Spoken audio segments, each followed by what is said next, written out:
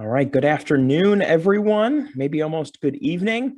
It's currently 5 o'clock on a Friday. Thanks for tuning in. We have a unique topic today that we are going to go ahead and digest. And there's actually some fun stuff happening this week and into next week that we're going to probably ask for a little bit of help with. But before I get too deep into the topic, on your screen, you're going to see our special guest today.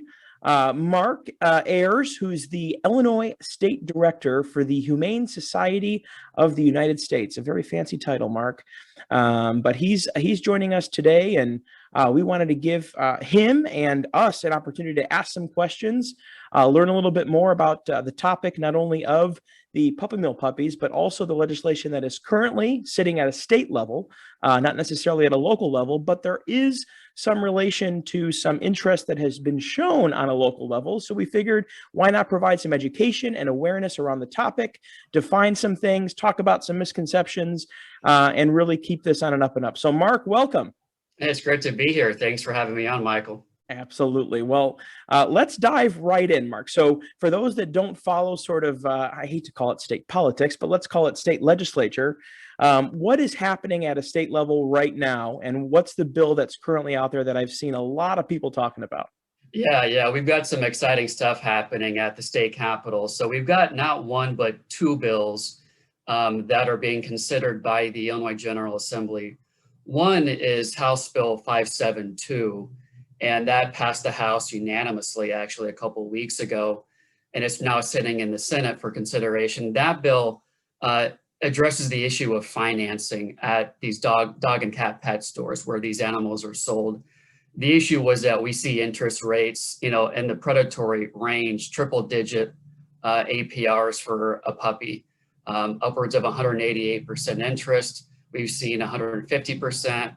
We've seen it as low as 30, but typically it's pretty high interest. So that bill was narrowly targeted to just address the financing and stop the financing of dogs and cats in pet stores. The big one that I want your viewers to really take mention of is House Bill 1711. That is also in the Senate right now. That passed the House 76-24, I believe. So a huge bipartisan margin, a big veto-proof victory there in the House, and it's now in the Senate. And that bill is really the cure, I call it, to all the problems that we see with these puppy selling pet stores. So it addresses the issue, the source of the origin of these animals, where they're being born in these puppy mills, which we can define here probably in a little bit. But it addresses the transport of those puppies from the breeder or the broker to the pet store. That's often a problem as well. It addresses the in-store treatment that we see a problem with in the store. It addresses the fraudulent sales tactics that we see from the pet store employees is selling you a teacup 8-week-old puppy. And it also addresses the issue of finance as well. I mean, so HB 1711, to me, it is the cure to so many problems that we see in the puppy mill pipeline. So I think this is a neat point. I'm glad you reminded me about the second bill too. But let's dive right into some of those topics, because people use terms, and frankly, even I use terms. And until I was sort of educated a little bit, I probably was using them incorrectly. So when you talk about puppy mills and origins and where these puppies are coming from, what specifically is this legislation looking at? What are we talking about when we say puppy mill puppies? Yeah, I mean, a puppy mill, there is a pretty solid legal definition for puppy mill, but we're talking about facilities that just breed dogs and cats. There are cat mills and there are also rabbit mills as well. But we talk about puppy mills. These are places that simply are breeding puppies for profit, and they're doing so in high volume, and they're not really looking at or care much about the actual welfare of the animal. So these are breeders that care more about volume and pumping out a product, in this case a puppy, in high enough rate so that they can fill store shelves across the United States. So that generally is what a puppy mill is. These are people that they don't care who they're selling to. They're selling sight unseen. They don't want to meet you, the prospective buyer. They just sell to middlemen. They sell to brokers. They sell to anyone just to create profit. And that is by definition a puppy mill. And oftentimes these are the places that have the horrible conditions. I mean, when you have anywhere between 500 to 1,000 puppies at one site,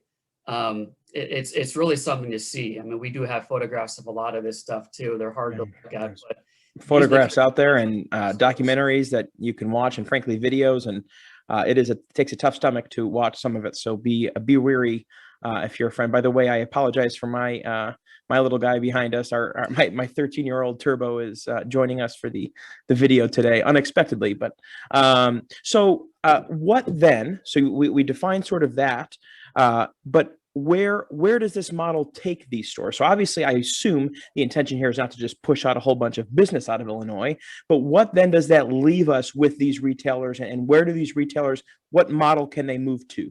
That's right. I mean, the goal is to not close any pet store. I mean, that is probably the number one talking point that the pet store owners will say is, oh, we're going to have to close. Nowhere in our bill does that require them to close their store down. What these bills do, and what HB 1711 specifically does, is it's just asking them to change the source of their puppies. That's it. Change the source. Change the source from these large-scale commercial breeders to these humane sources, shelters, rescues, and/or animal controls. And some of the biggest names in the industry are already doing this, and it's a really remarkable thing to see. I mean, who's heard of PetSmart and Petco and Pet Supply Plus? I mean, these are three huge retailers that already do this, and they do this by opening up their retail space to host adoption events. And that's what HB 1711 is simply trying to do, is keep the stores where they're at. They can stay open, sell supplies, sell products, sell treats and bedding and all that cool stuff, and open up the retail space for a shelter or rescue to come in and place animals for adoption. And so it benefits the shelter and the rescue, but also while you're inside the store, you're buying supplies and products. It's a really beneficial, lucrative sales model that's in operation, and it's quite successful. So that's really, in essence, what the bill is trying to get at. And what, I mean, and you can talk about sort of the bill that's at least currently being proposed, but what sort of timeline do those stores have to adjust to that model? And how fast have you seen stores adopt? And what do you think about the topic of giving them that opportunity to sort of make that switch? Yeah, we want to make time for them to convert to this humane model. In states like California, where this is already a law, in Maryland, when those bills became law, they were given a year in those bills to convert to a humane model. And the Illinois bill, HB 1711, they have 180 days upon the signature of the governor. So if this passes the Senate and if the governor signs it, then they'd have 180 days to convert to this humane model or face some pretty hefty penalties for offering puppies in their store that come from breeders. But I mean, theoretically, I mean, these stores could do it within the month. I mean, there's nothing stopping them from doing it right now if they so chose to do that. They'd have to identify a shelter or rescue or animal control that wants to partner with their store and place animals up for adoption. But it wouldn't take a year. But we gave them 180 days in our bill. So I obviously, as token by the adopted pup behind me, I obviously appreciate the fact of looking for those dogs up for adoption. And of course, there's plenty of need out there, even through COVID. And I've done some interviews with some local organizations. Of course, I mean, it's actually been really good because it's helped with the adoption population. And but even with that, if someone is, so what do you say to those that say choice? I want to have a choice. If I want a particular breed, obviously we all have the right to have such, but what does this bill do and what doesn't it do? And what choice would consumers still have to go and look for particular breed types or whatever it may be? Yeah, and that's the second most popular talking point amongst our opposition is this thing of consumer choice. And they're claiming that if this bill becomes law, then people just won't be able to find a puppy that they're looking for. And then therefore, they're going to go online and find some sort of black market that exists apparently and they're going to get scammed and all things are going to happen and the sky's going to fall. I mean, it's really ridiculous. And it's not happening in these states that have the law, for one. But two, what we're trying to get at here is direct the consumer back to the breeder. If they can't find something that they're looking for in a shelter or a rescue or in their local animal control, then go directly to the source. Then that's really the great thing about this legislation, is it diverts the traffic to shelters, rescues, animal control, or back to the original source, the breeder. And so we want that to happen. If someone can't find what they're looking for, they want like a Rhodesian Ridgeback or something very specific that you can't really find sometimes in a shelter, go directly to the breeder. And this legislation doesn't impact that at all. In fact, it encourages it. It encourages responsible breeders to come forward and want to meet the buyer and have the buyer meet them. And so they can tour the facility and maybe go to their home and ask questions and meet the mother dog and meet its litter. I mean, all these things are good. And that's a result of this bill. And but you'll see the opposition say, well, consumer choice, people should have the right to choose a puppy. And here's the funny thing, Michael. I mean, we're only talking about like 17 pet stores in the entire state of Illinois that are impacted by this bill. And they're all up there in your neck of the woods. They're in Will, Cook, Lake, and DuPage. They don't exist downstate. I'm in Springfield.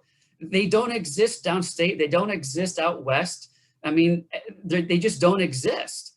And no one downstate outside the Chicagoland area is having any problem finding a puppy, are they? You don't hear, people go, I just can't find a puppy. I can't find a dog or a cat. It is the most absurd talking point I have heard, but we hear it time and time again. So I want to put it out there that it's just not true. Consumer choice will not be impacted by the bill. Well, that's refreshing to hear, and I'm glad you clarified that. So what have you found? And I know I watched some local municipality stuff and sort of public sentiment. What have you found on a statewide? Obviously, the way that it passed out of the House, it sounds like, at least by representative wise, there's a lot of bipartisan support. But what are you finding out there generally statewide as far as consumers and residents' feelings towards the proposed legislation? Oh, it's massive. I mean, the support, it couldn't be bigger. I mean, you look at there's a thing called witness slips. Witness slips is a way that you can show support or opposition on a bill. And when this was in the House, we had, I think, close to 3,000 proponent witness slips. And that's just a tiny fraction of the support that the bill has. But the opposition had, I think, they didn't even break 500, I believe. It was pretty small. But statewide, the support is monumental. I mean, it's a bipartisan bill. We have Republicans and Democrats and independents as co-sponsors and chief co-sponsors. We have the entire county of DuPage supporting the bill on their 2021 legislative agenda, which is amazing. Cook County already has a humane ordinance that they passed back in, I think, 2014. Although a few cities opted out of that, but the support it's through the roof. And so when you ask the general public, do they support puppy mills? It's a resounding no. And do they support this bill? It's a resounding yes. And the only thing holding up this bill at the moment is a team of lobbyists that were hired to stop it. Yeah, and we talked about that before we went on live today. That's why us, the people, need to be educated. So that being said, what is the ask? What can me, resident here in Bolingbrook, Illinois, what can I do to help get this through on a state level? This way we don't have to worry about, because what I've noticed, and I think what you've seen and what I've been educated on, is as small municipalities and counties and whatever it may be pass certain ordinances, the I don't want to call it the problem, but you know what I mean? The problem actually moves into where it is such allowed. So this would obviously blanket the entire state and create that. But anyway, what is the ask? What can we do today on a Friday or Monday when we're watching this, whatever it may be, to make sure, at least try to make sure that this gets through? So the biggest thing right now is to contact your state senator, not your federals, not Dick Durbin, not Tammy Duckworth. Those are your federal senators. Contact your state senator and ask them to support and co-sponsor HB, it's House Bill 1711. That is the most important thing that anyone watching this right now can do. Send them an email, give them a phone call. You'll probably get a voicemail because it's 5 o'clock on a Friday, or you can wait until Monday, or they're in session all next week. And so the ask is call your senator, ask them to support this bill, because we have the thing called deadline next week. If this bill does not pass out of a committee by Friday of next week, it's dead. I mean, it's dead for the whole year, and we have to come back next year and try again. And so, and as you mentioned, Michael, this is a statewide fix, because the problem, you're right, they just go from town to town to town. And we saw this in Naperville. It's a classic example of Naperville passing a Humane Pet Store ordinance in 2020 in February. And the 2 stores that were impacted in Naperville literally just moved across the street to Aurora, where now Aurora has 3 puppy selling pet stores in their town. And now we're pursuing a humane ordinance there. And so while I love passing humane ordinances, they're great and they're effective and they work, I would love to have a statewide fix so I don't have to keep traveling up to the collar counties and testifying for 10 minutes on a 4-hour drive. But I'm willing to do that if this bill doesn't pass. So either way, contact your senator, have them support the bill. And should we get bad news that it doesn't pass, a local ordinance would certainly be in play at the local level to fix it in their city. Yeah, and if you don't know your state senator, I will try to make sure in the comments of the video, and if I repost this anywhere, I'll throw a link on there on how to find your state senator. It is a difference between your federal, so don't contact your federal, at least about this. But keep in touch. I always encourage keeping in touch with your elected officials. In this case, it's a statewide bill, so I'll call your state senator.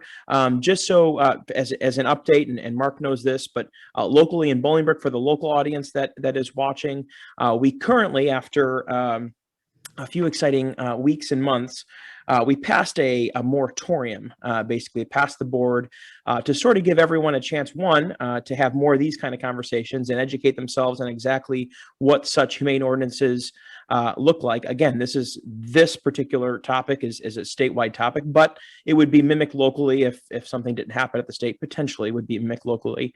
But currently in Bolingbrook, just so everyone knows, we have that moratorium that I forget when it expires, but it's sometime late summer that we're going to have to obviously make some decisions here and continue to hear. I hear from residents a lot, and I would encourage you to continue to do that. Stay in touch with your local officials. As much as I love the Facebook warriors, and I may be one of them someday. I think I am one of them every day, but that's all great talking amongst your circles.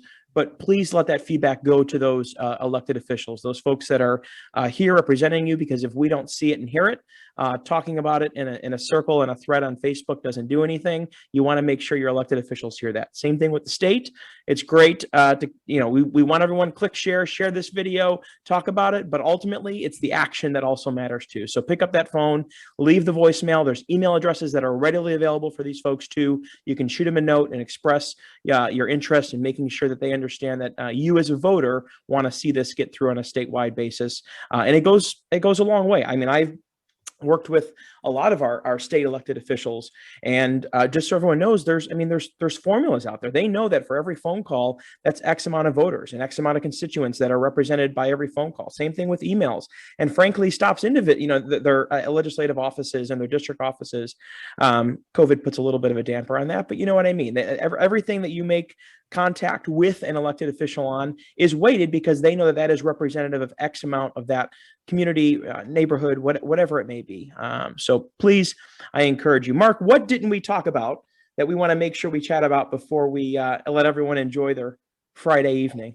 Yeah, I think we covered all the bases there. I mean, I just stressing again how important it is to contact your senator on this. And if they're a co-sponsor, if you find out that they're a co-sponsor already, then give them a big thank you for co-sponsoring the bill. I think we have close to a dozen at this point in the Senate as a co-sponsor. In the House, we had over 40 co-sponsors, which was just amazing. So yeah, I think Michael, just contact your senator. If you've got time, you have interest, also ask them to support the House Bill 572. If you can, that's the finance one for pet stores. But really, we're gunning for HB 1711 at this point. And you know, in a week's time, maybe we'll come back and share up either good news or sad news that the bill passed or it didn't pass. Correct. But we'll keep at it. So I appreciate the opportunity to come on. No, this is great, and as we sort of explore this again, regardless of what happens at a state level, it's important that we talk about what is true about these types of bills, ordinances, and what isn't. Because I frankly, I had to do a tremendous amount of research, and I was sent a lot. And Mark, you sent me a lot of information that on the surface, a lot of things can be read and you can hear something and run with it. But truly, there's a lot of good heart here and good interest. And there's not, like you said, I've never run into someone that said, I'd like to see puppies sold in my state, my community, and my neighborhood. I've never heard anyone say yes. So now it's just getting it done and get the legislation through. And like I said, hopefully it's if it's handled at a state level, that also takes a little bit of onus off us here locally. So that'd be great too. Yeah. I think there's a lot of cities that are really keeping a close eye on Springfield right now, because you know, a lot of cities like Aurora are entertaining an ordinance right now, and they're kind of just waiting to see what the state does, you know, before they do anything. But there's 22 cities in Illinois that have a humane pet ordinance, and in fact, North Aurora just passed it unanimously last week, or earlier this week, I should say. I mean, it's sweeping the state. They're sweeping the country. We're close to 400 of these local ordinances in the United States, and now there's 4 states with a state law. I mean, it really is tremendous to see the pendulum swing so far to this issue, and the general public's behind it. Lawmakers are behind it. Red states, blue states, red cities, blue cities, everything in between. It's just amazing to be behind this effort. And hopefully we'll get this done statewide in Illinois. But if not, again, we'll keep our efforts on the local front. Well, that's excellent, Mark. If folks want to keep up on the topic, and on the Facebook world, I can't tell you how many different pages. Is there a good resource site, just to get updates or to find out, how to get involved? Is there anything that you either professionally or personally recommend that folks sort of follow and keep in touch with? Yeah, I mean, I'll put a few things out there. I mean, those that know me personally, I do have my own personal Facebook page. I mean, Marc Ayers. I accept pretty much anyone as a friend, almost anyone except probably a pet store employee or owner. But I'll accept just about anyone. And that's probably the best way to get updates. I do frequent updates on legislation through my personal page. But I also have an official, it's the Humane Society of the United States Illinois. And that's our official Illinois HSUS Facebook page. I do put updates on there from time to time, action alerts, just general updates in the General Assembly. So you can find info on both of those fronts. If anyone wants more of a direct line of communication, my email it's my first initial for Mark, M, and then Ayers, AYERS @humanesociety.org. So feel free to email me anytime. That's very, very generous of you. Of course, on any of these threads will be shared on, feel free, make a comment. If Mark doesn't see it, I'll make sure that I copy and paste it over to him. So if you do have a specific question or concern, before you make a call over your senator, he's a great resource. He's been very helpful. And honestly, just to say this publicly, the reason why I really have enjoyed working with Mark and hearing from him is there's a lot of emotion. This topic is very emotion filled, rightfully so. I mean, we're talking about the humane treatment of animals, but Mark is extremely level-headed with this. Just a rational person, understands, I don't want to say both sides, but he does understand at least what's going to be brought up on the opposite side and why that is either a misconception or can be worked around. He's been a great resource for us locally here in the Bolingbrook area. And of course, he does work around the state. So I appreciate you, Mark, taking some time and talking about the topic. And I know we'll continue to stay in touch. Sounds good. Thanks a lot, Michael. All right, no problem. When I click this end, it's going to actually cut us off. So I am going to wish you a great Friday afternoon, a great weekend, and to all the moms out there, happy Mother's Day. Thanks.